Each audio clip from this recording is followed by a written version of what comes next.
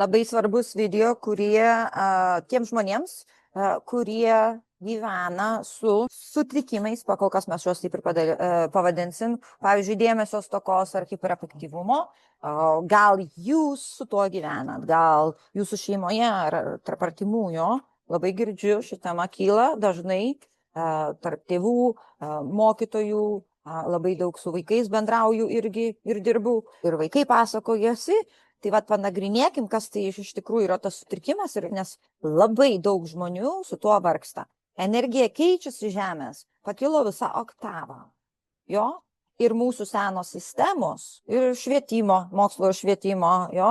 Ir medicinos, jos persidarys, jos persirašys, jos bus visiškai kitokios per sekančius kelius metus. Tai va tos senos sistemos, jo? Jos tirpsta ir mūsų vaikučiai, mūsų jaunimas, ir ypač dabar tie vaikai, kur ateina, jie ateina su labai kitų mąstymų, sąmonę, matymų, labai aukštą energiją, jie niekaip netelpa į tuos senus rėmus. Tai vat, visi, kas gyvena ar vargsta su tais visais sutrikimais, jo, autizmo spektro, disleksija, kaip dar tas vadinasi, sensorinio apdorojimo sutrikimas, jo, padidėjęs jutiminis jautrumas. Pasižiūrėsim į visas tas etiketės visiškai kitaip. O jeigu čia nėra sutrikimas, o jeigu nieko nebuvo niekada negerai su jumis ir jūs tiesiog nesukurti šiai sistemai, kurioje atsidūrėte, tai matot, mes ilgai gyvenom vėl apverstoje realybėje, kur norma ir kas normalu iš tikrųjų buvo, aukštyn kojom. Paaiškinsiu. Ir viskas, kas netitiko normos, iki šiol jo buvo pažymėta kaip sutrikimas. Taip. Galdinas, jeigu tu negali išsėdėti kaip vaikas 9 metų, 10, 8 valandas vienoj kėdėj, su tavim kažkas blogai. Jo, kur taip net neturėtų jau būti su vaikais, bet nesvarbu. Judam toliau. Tai vat sutrikimas, per daug, per jautrus, per išsiblaškęs, per kitoks. Ką padarėm su tom etiketėm, kai uždėjom ADHD, disleksija, hiperaktyvumas. Mes tvarkingai suklasifikavom, kad galėtumėm geriau kontroliuoti, ypač dažnai dar tablečių pridėjom tiem vaikams, jo, ir tiems suaugusiems. Tai kaip ir suminkštinom iki priimtinos versijos tos visus žmonės, jau jie yra nenormalūs, jau kažkas yra blogai su jumis, negerai, jo, jau yra kažkoks trūkumas su jumis, ir labai lengvai mums jūs suvirškinti, kai mes žinom, kad jūs čia ir va jūs tokie. Tačiau pažvelkim plačiau. Sistemos žmonėje neauga per stabilumą, evoliucija nevyksta per normą, jinai vyksta tik per anomalijas, per tos žmonės, kurie jaučia kitaip, mato kitaip, suprantant, per tuos, kurie netelpa į mūsų sistemas, nesusitaiko su tuo, kas yra, ir nežiūri į realybę iš paviršiumi. Jo, jie pastebi senus modelius ir jie sukuria naujus. Jie mato tai, kas dar yra net neįvardinta visuomeniai. Jo, neurotipinis protas, va tie visi, kur žmonės va tinka į tą normą. Jo, nuostabus protas, bet jis negali pokyčių padaryti, jis tik stabilizuoja ir palaiko tai, kas iki šiol įveikia. Jo? O paliktas vienas žmonėje jokios evoliucijos neturėtum. Ir tada ateina kiti. Pažiūrėkit, nuo Einšteinas, Nikolas Tesla, Martinas Luther Kingas. Tai taip, jie tuo metu buvo vadinami kaip ir išprotėję, absoliutiškai sutrikę žmonės, o iš tikrųjų tai buvo atpažintas genijus per anksti, jo, kaip sakoma. Tai vat, ateina tie kiti žmonės, neurotipiniai stabilizuoja tą seną sistemą ir jokios evoliucijos negali būti. O tie kiti, kurie mato spiralėmis, jo, galvoja spiralėmis, ne linijomis. Jie jaučia daugiau ir giliau. Jie klausia tai, ką kiti priima savaime kaip suprantamą dalyką. Jie klausinėja apie tai, o kaip, o kodėl, o iš kur. O kodėl taip, jo? Jie mato ryšius, kurių niekas jų net nemokė matyti, jie turi žinojimą vidinį. Tie žmonės, tie vaikai, tie suaugę, jo, jie yra nepatogūs struktūrai, jie yra neįmanomi sustandartizuoti, sukontroliuoti, jo.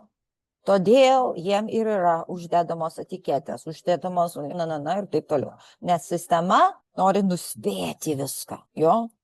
Jie pažymėti ne todėl, kad su jais kažkas yra negerai, bet todėl, kad jie trikdo sistemai nuspėti, kas įvyks. Taigi jo, jeigu vaikas gali ramiai išsėdėti 8 valandas ir visiškai paklusti sistemą ir atkartoti viskas, tas jau vaikas ir geras vaikas, jo. Vaikas, jeigu tiesiog, tai yra lengvai valdoma sąmonė ir lengvai valdomas protas. Vaikas net neišmokintas klausinėti nieko. Neturi savo autoriteto, absoliutiškai pasitikė visų kitų autoritetų. Psichologija, mes galvojam, kad jį bandė mus suprasti, bet iš tikrųjų jį tik suskirstė, sužymėjo ir pavertė skirtumą diagnozę. Jo, tai anomalija, tai jau klaida. Jo, skirtingas dalykas, tai jau yra sutrikimas. Tai va, pažiūrėkime visą tai, kad evoliucija sistema žmonėje reikalauja abiejų. Ir stabilizuojančių, ir tie, kurie daro evoliuciją. Vizionieriai. Vizionierius vaikas gyvenime neišsėdės ramiai, gyvenime jis nebus toks vaikas, kaip mokytojai nori, todėl kad tai yra neįmanoma, jis turi matyti, jis jaučia ir mato už šitų ribų. Ir mes paprasčiausiai tose sistemose nepuoselėjam tų vaikų visiškai. O evoliucijai vykti reikia ir struktūros, ir pokyčio. Be stabilumo chaosas jo, ir be tų anomalijų, be tų skirtingų mūsų vaikų ir mūsų suaugusių buvimo, absoliutiška stagnacija, absoliutiškas nejudėjimas į priekį, jokios evoliucijos. Todėl ne, tu nesi per daug, Kristomie, ir nieko blogai. Jo, tu turbūt greitesnis nei linijinės sistemos, tavo platesnis sąmonės ir pasąmonės rėmai, nei siauri normos rėmai.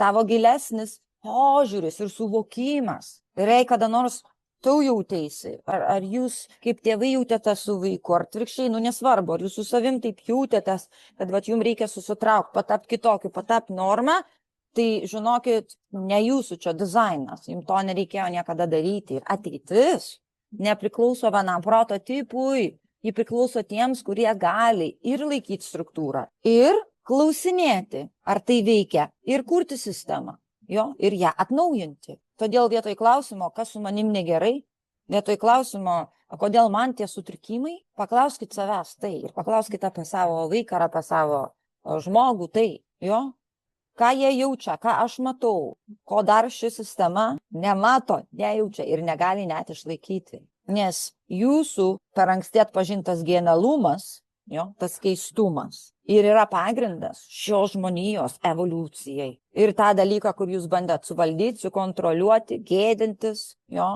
tą hiperaktyvumą ar etiketės ar kitokį matymą. O kas jai, būtent tie visi dalykai ir atėjo evoliucionuoti realybę. Kas jai, tu esi naujos žemės vedlys ir švyturys. Taigi va, kviečiu pakeisti žodį lietuvišką sutrikimas į ypatumas, skirtingas veikimo būdas, kaip dar galim, neuroįvairovė, ar yra. Taigi, pavyzdžiui, galėtumėm pereiti prie kitoks informacijos apdorojimas, nervų sistemos ypatumas.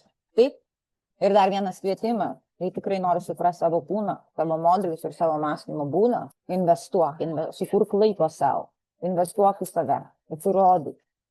Mes čia tai ir darom kvantiniam gyvenimo būdė. Jo, mes čia netaisom tavęs. Mes mokomės skaityti tavęs. Tai dėkui, kad esate čia, prisijunkit giliau, visos nuorodos bio taip pat. Tu esi dieviškas dizainas, mylimas, pilnavertis, šventas.